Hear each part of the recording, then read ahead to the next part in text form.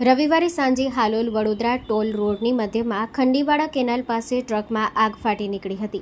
આગે વિકરાળ સ્વરૂપ ધારણ કરતા હાઈવે ટોલ રોડ ઉપર ભારે અફરાતફરીનો માહોલ સર્જાયો હતો. આ દુર્ઘટનાના પગલે હાલોલ વડોદરા વચ્ચે એક તરફનું ટ્રાફિક અટવાયો હતો અને કલાકો સુધી ટ્રાફિક જામની સ્થિતિ રહી હતી. જો કે આગની શરૂઆત થઈ ત્યારે જ ટ્રકના ડ્રાઈવર ક્લીનર જીવ બચાવવા ટ્રકમાંથી નીકળી જતા તેનો બચાવ થયો હતો. આ દુર્ઘટનાની જાણ થતાં જ વડોદરા અને હાલોલથી ફાયર બ્રિગેડની ટીમ દોડી આવી હતી અને આગ ઉપર કાબૂ મેળવવાનો પ્રયાસ હાથ ધરાયો હતો. જો કે ફાયર બ્રિગેડ પહોંચે તે પહેલાં આગનું સ્વરૂપ વિકરાળ થયું હતું. ટ્રકમાં ભરેલ જ્વલનશીલ પદાર્થ એટલો જલદ હતો કે જેમ જ્વાળામુખીથી આગનો રેલો નીકળે તેમ ટ્રકમાંથી આગનો રેલો નીકળી રોડ ઉપર ફેલાયો હતો, જેના કારણે આસપાસના વાહન ચાલકોમાં ભયનો માહોલ જોવા મળ્યો હતો. જરોદ પોલીસને ટ્રાફિક નિયંત્રણમાં લાવવા ભારે જહેમત ઉઠાવીને ટ્રાફિક ખુલ્લો કરાવ્યો હતો. Story report by Jignesh Shah, Waghodia.